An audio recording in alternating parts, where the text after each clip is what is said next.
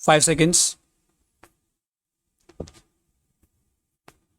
I have ventured, with your permission, sir, to take part in this initial debate on the draft constitution, but it is not my intention to deal with any particular part of it, either in commendation or in criticism, because a great deal of that kind has already been said and will no doubt be said. But in view of that, perhaps I could make some useful contribution to this debate by drawing attention to certain fundamental factors again. I had thought that I could do this even more because in recent days and weeks I have been beyond the shores of India, have visited foreign lands, met eminent people and statesmen of other countries, and has the advantage of looking at this beloved country of ours from a distance. That is of some advantage. It is true that those who look from a distance do not see many things that exist in this country. But it is equally true that those who live in this country and are surrounded all the time with numerous difficulties and problems sometimes fail to see the picture as a whole. We have to do both to see our problems in their intricate detail in order to understand them, and also to see them in some perspective so that we may have that picture as a whole before our eyes. Now, this is even more important during a period of swift transition such as we have gone through. We have lived through this period of transition with all its triumphs and glories and sorrows and bitterness, and are affected by all these changes. We are changing ourselves. We do not notice ourselves changing or the country changing so much, and it is quite helpful to be out of this turmoil for a while and to look at it from a distance, and to look at it also to some extent with the eyes of other people. I have had that opportunity. I am glad of that opportunity because for the moment I was rid of the tremendous burden and responsibility which all of us carry, and which some of us who have to shoulder the burden of government have perhaps to carry more. For a moment, I was rid of those immediate responsibilities, and I could look at the picture with a freer mind. From that distance, I saw the star of India rising far above the horizon.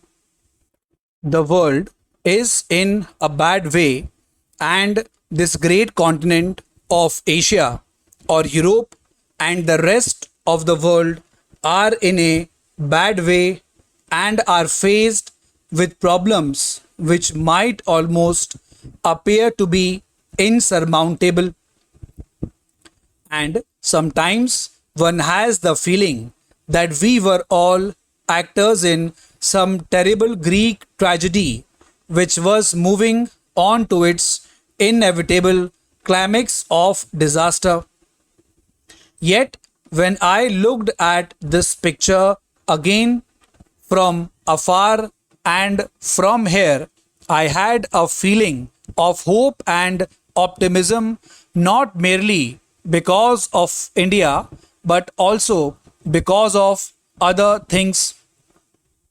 I saw that the tragedy which seemed inevitable was not necessarily inevitable, that there were many other forces at work, that there were innumerable men and women of goodwill in the world who wanted to avoid this disaster and tragedy, and there was certainly a possibility that they would succeed in avoiding it. But to come back to India, we have, ever since I moved this resolution before the House, passed through stage transitions and changes. We function here far more independently than we did at that time. We function as a sovereign, independent nation, but we have also gone through a great deal of sorrow and bitter grief during this period, and all of us have been powerfully affected by it. The country for which we were going to frame this constitution was partitioned and split into two, and what happened afterwards is fresh in our minds and will remain fresh with all its horrors for a very long time to come.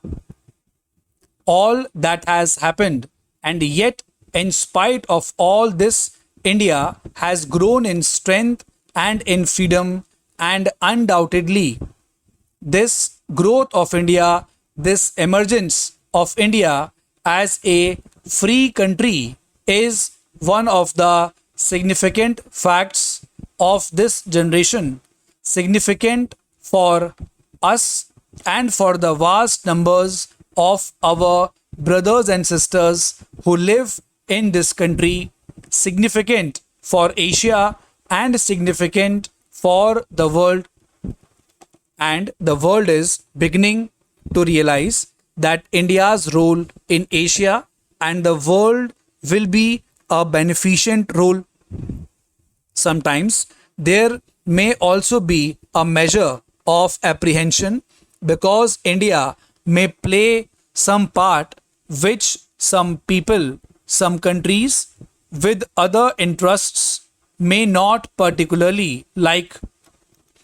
All that is happening, but the main thing is this very significant factor that India, after being dominated for a long period, has emerged as a free, sovereign, democratic, independent country, and that is a fact which changes and is changing history. How far it will change history will depend upon us, this house and other house like this representing the organized will of the Indian people. Students, be ready for the outlines. 5 seconds to go.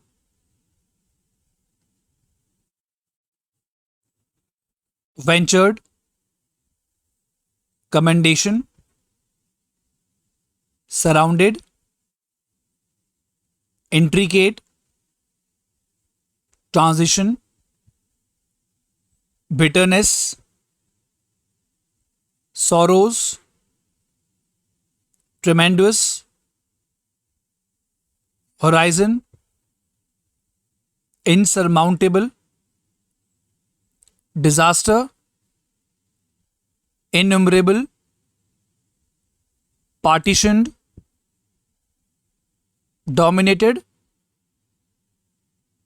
intention, eminent, numerous, swift, triumphs, glories, turmoil, shoulder, continent, terrible, inevitable, men and women, horrors, how far.